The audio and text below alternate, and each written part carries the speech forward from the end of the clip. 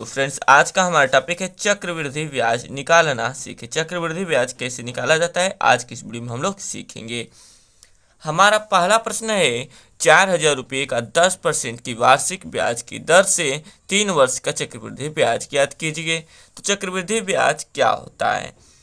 चक्रवृद्धि ब्याज को इंग्लिश में कहा जाता है कंपाउंड इंटरेस्ट, यानी कि शॉर्ट फॉर्म में सीआई को ही चक्रवृद्धि ब्याज कहते हैं। तो चक्रवृद्धि ब्याज ज्ञात करने के लिए चक्रवृद्धि ब्याज का सूत्र याद होना चाहिए। जैसे कि यहाँ पे हमारा पहला सूत्र है चक्रवृद्धि ब्याज का। किसका? चक्रवृद्धि ब्याज का। चक्रवृद्धि ब्याज बराबर मिश्रधन माइनस मूलधन। मिश्रधन माइनस मूलधन। यहाँ पे चक्रवृद्धि ब्याज को हम लोग सीआई कहते हैं। क्या कहते हैं? सीआई। और मिश्रधन को हम लोग कहते हैं अमाउंट, यानी कि ए। और मूलधन को कहते हैं हम लोग पी, यानी कि प्रिंसिपल। यहाँ पे देखिए दोस्तों, सीआई इक्वल टू हो गया ए माइनस पी। तो हमें मिश्रधन मालूम नहीं है, तो मिश्रधन कैसे ज्ञात करेंगे? सबसे पहले अब हम लोग मिश्रधन ज्ञात करेंगे। तो मिश्रधन का सूत्र होता है, यानी कि हमारा दूसरा फार्मूला है मिश्रधन बराबर मूलधन गुणे 1 प्लस आर, यानी कि रेट दर बट्टा में 100 का घात n, यानी कि समय। क्या हो जाएगा? समय। अब हम लोग सबसे पहले मिश्रधन ही ज्ञात करेंगे। P मीन्स होता है प्रिंसिपल, यानी कि मूलधन, 1 प्लस आर, यानी कि रेट अर्थात दर हो गया, बटा में 100 के घात समय, यानी कि n। तो दोस्तों यहाँ पे देखिए हमारा P दिया है, यानी कि प्रिंसिपल अर्थात मूलधन 4,000। कितना? 4,000। और रेट यानी कि दर दिया है 10%, जिसके साथ परसेंटेज जुड़ा रहता है वही हमारा दर होता है। और समय यानी कि n दिया है 3 वर्ष। कितना? 3 वर्ष, 3 इयर्स। अब इसी सूत्र पे हम लोग रख के मिश्रधन को ज्ञात कर लेंगे, यानी कि A इक्वल टू हमारा होता है P 1 प्लस R अपान 100, यानी कि 100 घात n। अब ये हमें ज्ञात करना है, तो इसे छोड़ देंगे। P कितना है? 4,000, तो 4,000 लिखेंगे गुणे 1 प्लस R कितना है? 10, तो 10 लिख देंगे, बटा में 100 घात n, यानी कि समय कितना है? 3, तो 3 लिख देंगे। यहाँ पे देखिए कोष्टक के बाहर गुणे का चिन्ह होता है। किसका? गुणे का, लेकिन दर्शाया नहीं जाता, लेकिन गुणा होता है। अब यहाँ पे देखिए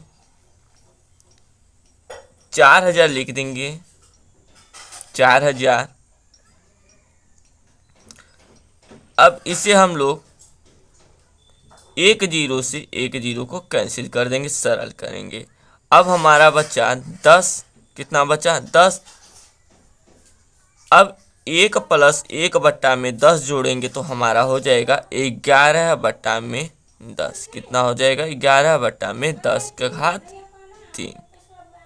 ठीक है।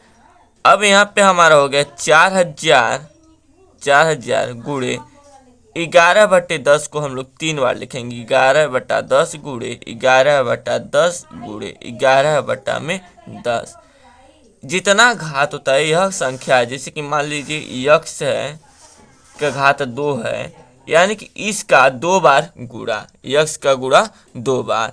और जैसे कि x का घात 3 है, तो यानी कि x का गुणा 3 बार। ठीक वैसे ही 11 बट्टा 10 है और उसका घात 3 है, तो यानी कि 11 बट्टे 10 का गुणा 3 बार। 11 बट्टा 10 गुणे 11 बट्टा 10 गुणे 11 बट्टा 10।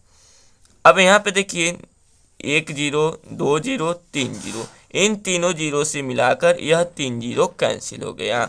अब हमारा बचा 4 गुणे 11 गुणे 11 गुणे 11। तब यहाँ पर हम लोग लिख देंगे 4 गुणे 11 गुणे 11 गुणे 11। अब इसका चलिए गुणा करते हैं। 4 का गुणा 11 में करेंगे तो हो जाएगा 11 चौके 44। अब 44 का गुणा हम लोग 11 से करेंगे और फिर जितना आएगा उसका गुणा 11 से करेंगे, तो हमारा हो जाएगा 5324। कितना हो जाएगा? 5324। ए बराबर हमारा निकल के आया 5324। अब हम लोग CI आसानी से ज्ञात कर सकते हैं।